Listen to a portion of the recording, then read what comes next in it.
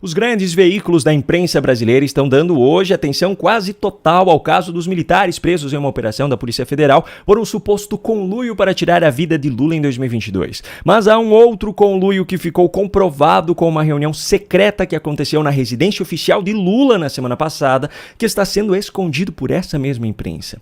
No vídeo de hoje eu vou mostrar para você que reunião foi essa, mas antes eu não poderia deixar de falar sobre o escândalo que veio à tona envolvendo a empresa do auto-intitulado super-herói brasileiro do combate ao discurso de ódio, Felipe Neto. O atual fiel escudeiro de Janja e um dos mais novos integrantes do time de hipócritas da esquerda que dizem combater a fome e a pobreza enquanto fazem, na prática, exatamente o contrário, teve mais uma hipocrisia sua revelada. A Play 9, empresa que tem como sócios fundadores Felipe Neto, o ex-rei de Globo João Pedro Paes Leme e o ex-jogador de vôlei Marcos Vinícius Freire, foi beneficiada com isenções fiscais na casa dos 14 milhões de reais. O benefício se deu através do Programa Emergencial de Retomada do Setor de Eventos, chamado de PERSE, que existe com o principal objetivo de fomentar a recuperação dos setores mais prejudicados pela pandemia. Só que no caso da empresa de Felipe Neto, tem um detalhe muito importante que expõe a incoerência desse caso. A Play 9 atua no mercado digital, no mercado online, que não apenas não foi prejudicado pela pandemia, como ainda teve, com essa situação, uma grande oportunidade de crescimento. Essa empresa do Felipe Neto, por sinal, foi criada em 2019, o ano anterior ao início da pandemia, então cresceu justamente surfando essa onda. Só que enquanto se beneficiava dessa isenção fiscal, Felipe Neto atacava Elon Musk, defendia a taxação de super ricos, fazia campanha para Lula, puxava o saco de Alexandre de Moraes, dizia estar combatendo o discurso de ódio, o extremismo, a fome, a pobreza e tudo mais. Ou seja, essa é mais uma prova de que essa gente não passa de um bando de hipócritas que não tem o mínimo de caráter, pois moldam os seus discursos de acordo com aquilo que as grandes massas querem ouvir, com o único e exclusivo objetivo de promover os seus próprios nomes e de ocupar posições de poder. As virtudes que essas pessoas tentam demonstrar nos seus discursos são narrativas completamente mentirosas para ocultar o seu desejo incessante de alimentar o seu próprio ego e o seu próprio bolso. Mas essa não é a única hipocrisia que eu tenho para expor no vídeo de hoje. O que eu vou mostrar agora talvez seja ainda pior, pois envolve um número muito maior de pessoas. Mas antes eu peço um minutinho da sua licença para tomar a minha cápsula de hoje do Olive Age, que dentre várias outras coisas ajuda muito no reforço do sistema imunológico. Afinal de contas, vendo essas notícias, qualquer um pode ficar doente.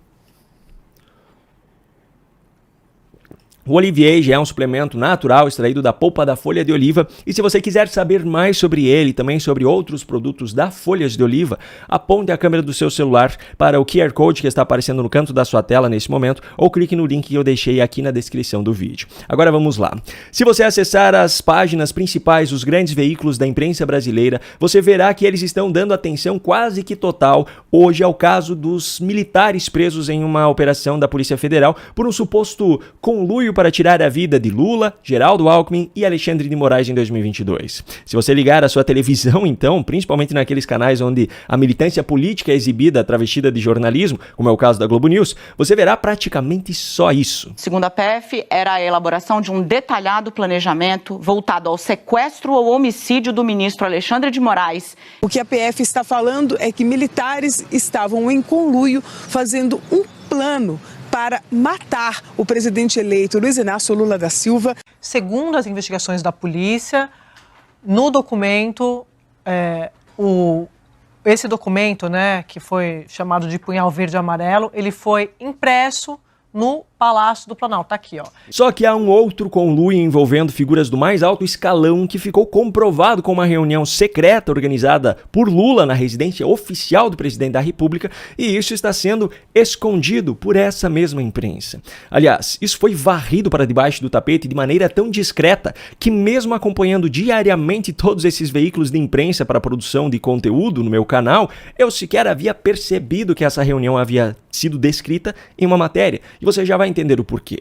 Veja só essa manchete da Folha de São Paulo no último sábado, às 11 horas da noite. Reta final de inquérito do golpe tem Bolsonaro pressionado e silêncio sobre reunião com Lula. Governo, STF, PGR e PF mantém silêncio após encontro na Alvorada e atentado leva Moraes a citar contexto de ódio contra instituições que reforça a investigação. Agora eu pergunto a você, se você estivesse passando pelas principais manchetes de um site de notícias e se deparasse com essa, sobre o que você pensaria que seria essa matéria? Provavelmente a mesma coisa que eu, apenas uma repetição de todas aquelas narrativas sobre o suposto golpe, críticas a Bolsonaro e o uso do caso do homem que tirou a própria vida na Praça dos Três Poderes para reforçar a narrativa do ódio e da necessidade de regulamentação das redes sociais. Diante disso, você provavelmente também nem teria aberto essa matéria, pois já estava cansado de ver essas narrativas sendo propagadas pela militância. Só que no texto dessa matéria havia uma revelação de algo muito grave que aconteceu na semana passada em Brasília. Luiz Inácio Lula da Silva, atual presidente da República, líder da esquerda brasileira e principal adversário político de Bolsonaro e de toda a direita brasileira, usou a residência oficial do presidente da República, o Palácio da Alvorada, para sediar uma reunião com o diretor-geral da Polícia Federal, Andrei Rodrigues, o procurador-geral da República, Paulo Gonet, e os ministros do Supremo Tribunal Federal, Alexandre de Moraes, Cristiano Zanin e Gilmar Mendes. Andrei Rodrigues, Paulo Gonet e Cristiano Zanin foram indicados por Lula aos seus respectivos cargos. Moraes e Gilmar Mendes, apesar de não terem sido indicados diretamente por Lula, parecem ser hoje os mais assíduos defensores do atual presidente e das suas pautas. Só que a situação é ainda muito pior quando analisada do ponto de vista dos inquéritos que estão em andamento. A reunião foi entre o principal adversário político e maior interessado nas punições contra Bolsonaro, o presidente Lula, o chefe da corporação que comanda as investigações contra Bolsonaro, Andrei Rodrigues, o responsável por analisar a conclusão dessas investigações e decidir se elas serão arquivadas ou se será oferecida a denúncia à Justiça, Paulo Gonet, e o ministro responsável pela sentença, Alexandre de Moraes.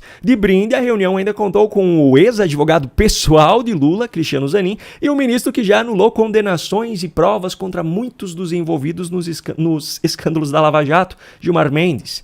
E o engraçado é que a principal narrativa construída para destruir completamente a Lava Jato, a operação que havia desmantelado os maiores esquemas de corrupção da história desse país, foi justamente a de que houve um conluio entre juízes e procuradores do Ministério Público para incriminar aqueles que praticaram corrupção. Essa mesma narrativa vem sendo usada até hoje como base para anulação de condenações e de todas as provas contra os envolvidos nesses esquemas, que passam a não dever nada à justiça, como disse William Bonner na sabatina com Lula em 2022, como se esses crimes nunca tivessem sido praticados. O conluio dos integrantes da Lava Jato, de acordo com aqueles que usam esse termo, se deu através de mensagens trocadas entre eles. Mas uma reunião secreta entre os responsáveis por todas as etapas do inquérito contra um político e o maior interessado na condenação desse mesmo político não é chamada de conluio, é chamada apenas de reunião. E eu não estou chamando de reunião secreta à toa. Essa mesma matéria da Folha de São Paulo, que tratou esse conluio apenas como reunião e que distorceu completamente a manchete justamente para não chamar a atenção para esse fato, relata que consultou as assessorias de Lula, dos ministros do STF que estiveram presentes, o Procurador-Geral da República e o Diretor-Geral da Polícia Federal, mas nenhum deles respondeu sobre qual foi a razão deste encontro e nem sobre o que foi conversado nele. E ainda tem mais um detalhe nessa história. Essa reunião foi no mesmo dia e começou minutos antes do episódio em que o cidadão tirou a própria vida na Praça dos Três Poderes. Ou seja, a narrativa criada em cima do caso foi de que o cidadão em questão estaria tentando atacar justamente essas pessoas, enquanto, na verdade, elas estavam todas em segurança no Palácio da Alvorada, que fica a cerca de 4.300 metros em linha reta de onde as explosões aconteceram. Enfim, o fato é o seguinte: quando eles são os alvos de investigações, conversas são chamadas de conluio, mas quando há um conluio deles contra adversários, aí o conluio é chamado apenas de reunião. Um grande abraço e até a próxima.